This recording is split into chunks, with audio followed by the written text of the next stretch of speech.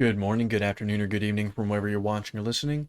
My name is Caleb Glick. I'm a lawyer here in the great state of Texas with the Calhoun School of Law to bring you a lot of information plenty of bad folks would rather you not have. Today we're going to be providing another installation into our U.S. Constitutional Amendment series going on number 21. So if you haven't gone back and watched 1 through 20, I would encourage you to do so because I'm sure it goes without saying, understanding the U.S. Constitution, all 7 of its articles and all 27 of its amendments, is going to be very beneficial, pretty well requisite if you ever desire to fend off any sort of lawfare attacks that might be waged against you, your loved ones, or your hard-earned property. So please take the time, pause. A lot of them are shorter in time, so hopefully it doesn't take up too much of your time.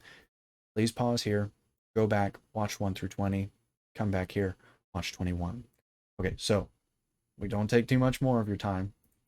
Let's go ahead and jump right into the 21st Amendment. Now this one, unlike the previous ones, not necessarily incredibly important to have at the forefront of your mind, but it's very good to have as an understanding to what the U.S. Constitution can actually spell out. And it definitely plays to the optimistic side of those individuals who have become kind of apathetic as to whether or not their government can actually represent them. So Amendment 21 is in response to, is it the 18th Amendment? I thought it was the 19th Amendment. Hold on just a second. Okay, 19th Amendment is women voting. Right. So 18th Amendment. It's revoking, rescinding, repealing the 18th Amendment. What was the 18th Amendment again? You can go watch the lecture real quickly. It prohibited alcohol, prohibited transport, consumption, everything like that. Or the sale, transportation, sale, everything like that. Prohibition of alcohol. Amendment 21, 10 years later, if I remember correctly, let me check just real quickly. I should have had this at the ready. Hold on. There's Amendment 18. Passed by Congress, ratified 1919. So let's see, how far away is that? From 1919, that would be, what is that, 14 years? 14 years after Prohibition. Think of that. That's less than a generation. An abusive, tyrannical, clearly unconstitutional amendment. Well, it can't be unconstitutional because it was amended into the U.S. Constitution, but clearly against the purposes of the U.S. Constitution. 18th Amendment is installed and ratified. 14 years later, it's repealed. Not by nullification, not by conspiracy theorist action or some sort of insurrectionist movement. It was repealed by an amendment, the same way it was installed. Amendment 21. So it's good to have this, maybe not at the forefront because it doesn't necessarily affect you individually on a day-to-day basis, unlike Articles 1 through 10 of the Bill of Rights. But it's very good to know and understand for whenever you get apathetic or maybe depressed about whether or not your government's actually representing you anymore. Amendment 21 proves positive that it is absolutely possible to have tyranny checked, self-governance reinstated. So let's read through it just real quickly, talk a little bit further, and then we'll wrap it up, trying to keep these short. Amendment 21, passed by Congress February 20th, 1933, ratified December 5th, 1933. That's pretty quick, within the same year. Section 1 says the 18th article of amendment to the Constitution of the United States is hereby repealed. Section 2 says the transportation or importation into any state, territory, or possession of the United States for delivery or use therein of intoxicating liquors in violation of laws thereof is hereby prohibited. Section 3, this article shall be inoperative unless it shall have been ratified as an amendment to the Constitution by conventions in the several states as provided in the Constitution within 7 years. You didn't even need 7 years. You needed, 10 months? Within 7 years from the date of the submission hereof to the states by the Congress. Very simply put, very easy to read, very layman terms. Excellent job here. What you need to remember with the 21st Amendment, even though it doesn't apply to you directly on a day-to-day basis at an individual level, yes, the general government can absolutely be put in check. Yes, the general government's tyranny does not have to be taken for granted, does not have to be swallowed. It can be put back in line. If there's anything you take from the 21st Amendment, you don't even have to take the idea that it's about alcohol, that it's about liquor.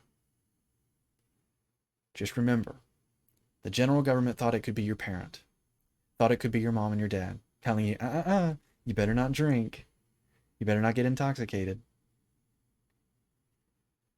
Less than a generation later, less than 2 decades, only 14 years, someone is barely just enjoying the time of being a teenager. And this idea of a general government being a parent was shot down, was rescinded, was taken back. So if that can happen to one parenting Big Brother amendment, it can happen to any of the Big Brother parenting amendments. So take that as a dope of optimism. Don't let yourself become naive. Don't think, oh, well, all of my ambitions, all of my desires, all of my confine the general government as much as possible dreams are going to come true. But know that it is possible. There is potential. There is the opportunity. There is the chance. And all it takes, and it's easier said than done. So I won't say all it takes. What it takes, there we go. That's a better phraseology. What it takes is devoting the time to go out and convince your neighbors. Take the time to call your representatives. Take the time to call your state legislatures and say, hey, let's rescind Amendment 16. Let's rescind Amendment 19. Let's rescind Amendment 22, 23, 24, 25. If you're maybe more on the left wing, let's rescind Article 2. Good luck getting that done, because that's definitely, if there's one thing that will cause a total, what do you want to call it? A total fracture of the union, it would be trying to intercede on any one of the first 10 articles, the 10 articles to the Bill of Rights, because those were articles. They're not amendments, even though they're called amendments.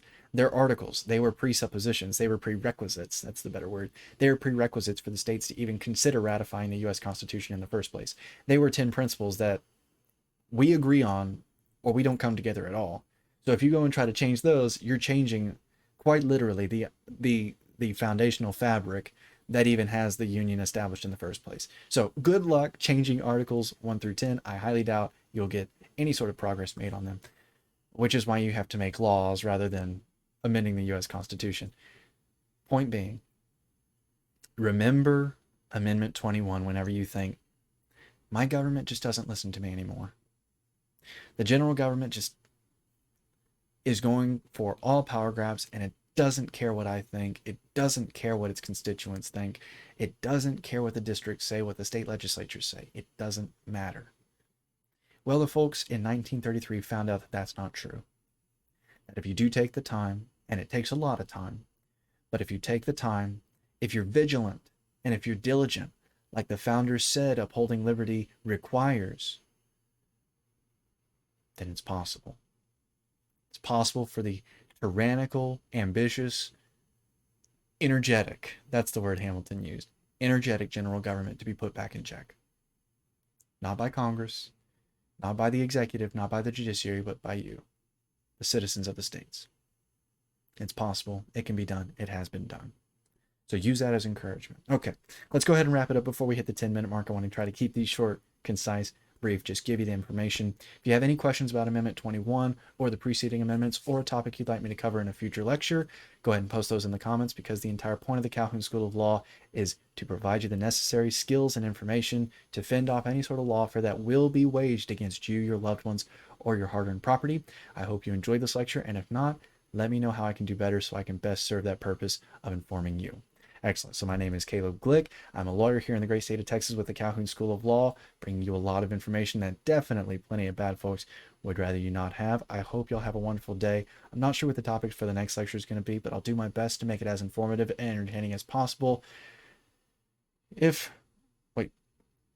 informative and entertaining as this one, if not more so.